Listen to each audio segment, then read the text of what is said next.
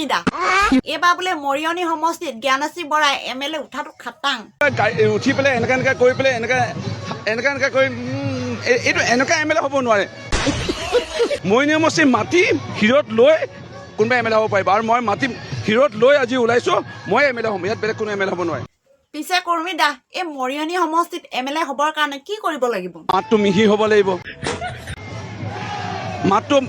মাতটো খুব মিহি হ'ব লাগিব মানে জুঙা হ'ব নালাগে মাতটো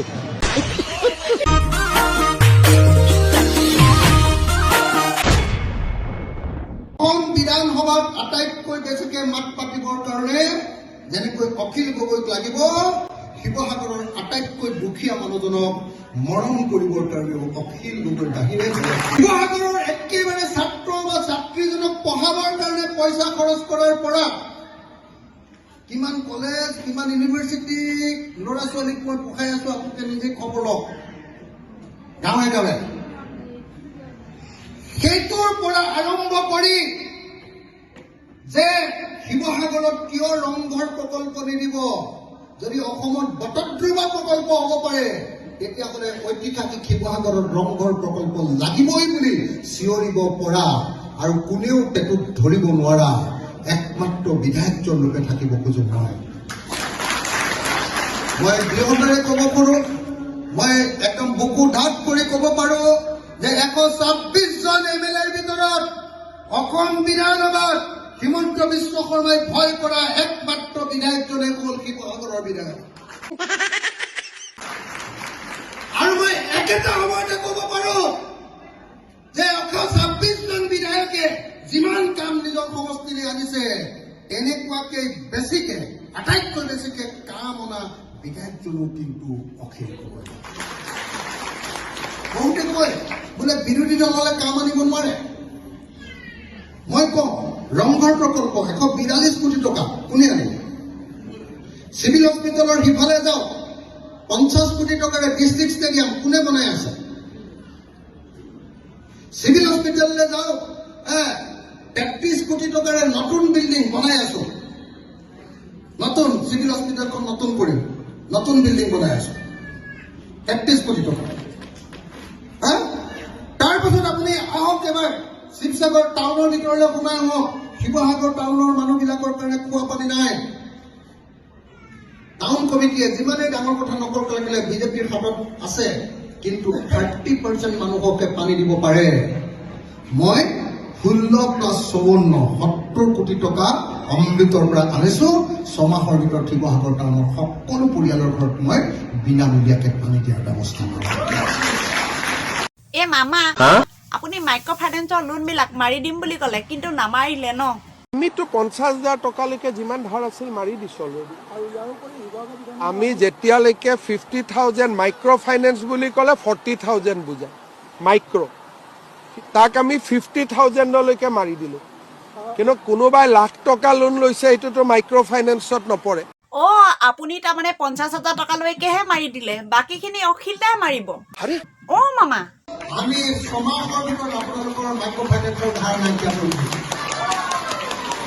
মাইক্ৰ ফাইনেন্সৰ ধাৰ সমাজৰ ভিতৰত মাফ কৰি দিয়াৰ ব্যৱস্থা কৰিম এইটো মই টিভি বিলাকক মই এইটো ৰেকৰ্ডিং কৰি ল'বলৈ দিছো টিভি বিলাকে ৰেকৰ্ডিং কৰি লওক হিমন্ত বিশ্ব শৰ্মাই 2021 চনত প্ৰতিশ্ৰুতি দিছিলে যে মহিলাবিলাকৰ মাইক্ৰ ফাইনেন্সৰ ধাৰ হিমন্ত বিশ্ব শৰ্মাই মাৰি দিব কিন্তু নামাৰিলে কেইগৰাকী মানুহ মাৰিলে বেছিভাগৰে ধাৰ মাৰি নামাৰিলে ঋণ মাফ নকৰিলে মই প্ৰতিশ্ৰুতি দিছো টিভি বিলাকে এইটো লিখি লওক যে যদি এইবাৰ কংগ্ৰেছ আৰু ৰাইজৰ দলৰ চৰকাৰ হয় 6 মাহৰ ভিতৰত অসমৰ সকলো মহিলাৰ মাইক্ৰ ফাইনেন্সৰ ধাৰ 50,000 টকাই থাকক বা সেইটো 2.5 লাখ টকাই থাকক বা 3 লাখ টকাই থাকক সকলো মহিলাৰে মাইক্ৰ ফাইনেন্সৰ ধাৰ 6 মাহৰ ভিতৰত মাফ কৰাৰ ব্যৱস্থা কৰা হয়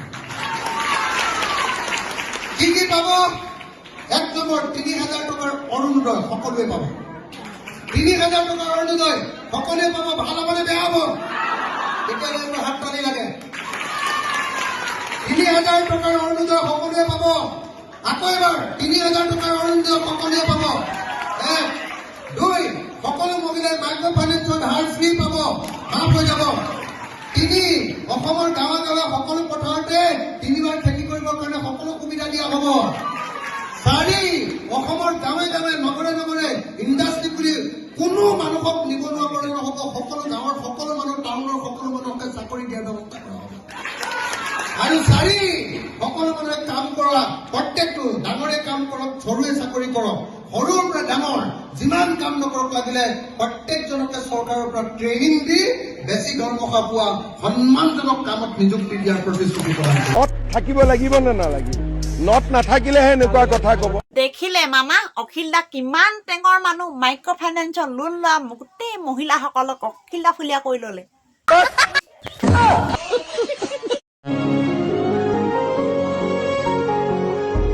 অ কৰ্মীদা, এইবাৰ বোলে মৰিয়নি সমষ্টিত জ্ঞানশ্ৰী বৰাই MLA উঠাটো খাটাং। উঠি পেলাই এনেকা কৰি পেলাই এনেকা কৰি এইটো এনেকা MLA হ'ব নোৱাৰে। মইনী সমষ্টিৰ মাটি হিৰত লৈ কোনোবাই MLA হ'ব পাৰিব, আৰু মই মাটি হিৰত লৈ আজি ওলাইছোঁ, মই MLA হ'ম। ইয়াত বেলেগ কোনো MLA হ'ব নোৱাৰে। পিছে কৰ্মীদা, এই মৰিয়নি সমষ্টিত MLA হ'বৰ কাৰণে কি কৰিব লাগিব? মাতটো মিহি হ'ব লাগিব, মাতটো খুব মিহি হ'ব লাগিব, মানে জোঙা হ'ব নালাগে মাতটো। ইয়াত উৰুলি প্ৰতিযোগিতা, মৰিয়নি সমষ্টিত বহুত কিবা কিবি হয়, সেইবোৰ কিবা এটা অৰ্চনী আগবঢ়াব লাগিছিল। ডাইৰেক্ট আহি মৰিয়নি সমষ্টি এটা ভগৱানে কৈছে ভগৱান মোক আশীৰ্বাদ দিয়া, MLA কৰি দিয়া, এনেকৈ কেনেকৈ হ'ব? বা কল এটা কাটি বা আপেল এটা কাটি বা আলু এটা কাটি তাত ধূপ জ্বলাব লাগিছিল। তাৰপিছত নামঘৰটো পৰিষ্কাৰ কৰিব লাগিছিল। এইটো নামঘৰ, আমি নামঘৰক আজি এই নামঘৰৰ মাটি সেৱা কৰি আহিছোঁ। যোৱাবাৰ 42,000 ভোটত জিকিছিলোঁ। এতিয়া মই এইবাৰ ভাবিছিলোঁ 30,000 মান ভোটত জিকিম, কিন্তু আজি ৰাইজৰ যিটো স্বতঃস্ফূৰ্ত সঁহাৰি, এইটোতো আৰু পৰিমাণ বহুত বেছি বৃদ্ধি কৰিলে। এতিয়া অনুমানে কৰিব পৰা নাই মই কিমান ভোটত জিকিম। এনেকুৱা MLA এনেকুৱা সহজ নহয়।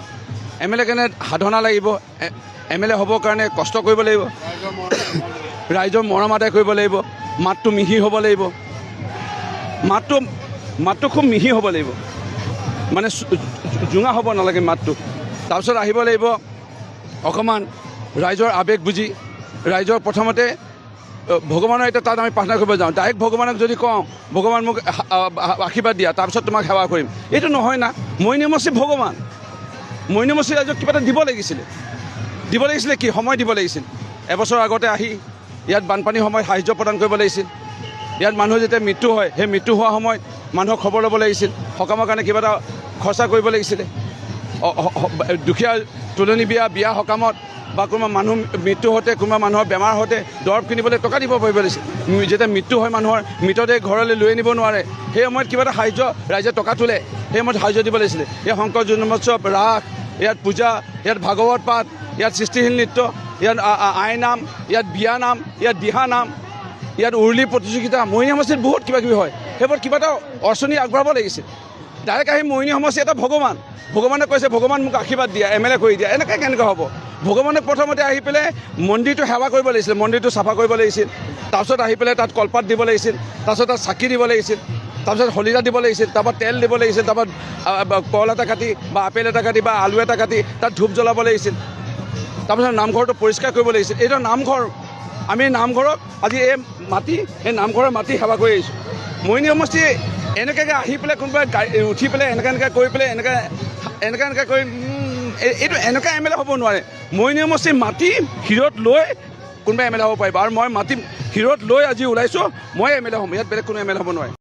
কৰ্মীদা, এইবাৰ জ্ঞানশ্ৰী বৰাই ইলেকশ্যনত জিকিবৰ কাৰণে নামঘৰত ইমান ধুনীয়া মিহি মাতেৰে প্ৰাৰ্থনা কৰি আছে, চাওক।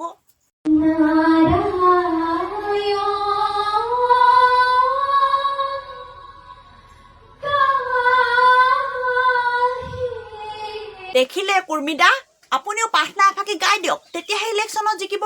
তুমি চিতবীতি মোৰ প্ৰৱৰ্তক নাৰায়ণ, চৰণ সত ছায়া দিয়া দূৰ কৰ মায়া। কৰ্মীদা, আপুনিয়ে কৈছিলে দেখোন MLA উঠিবৰ কাৰণে মিহি মাত লাগে, জোঙা মাতে নহ'ব। এতিয়া যি দেখিছোঁ আপোনাৰ মাতটোহে জোঙা যেন পাইছোঁ। ঘুচাই নহয়, কৰি দিম ইয়াত মাৰি।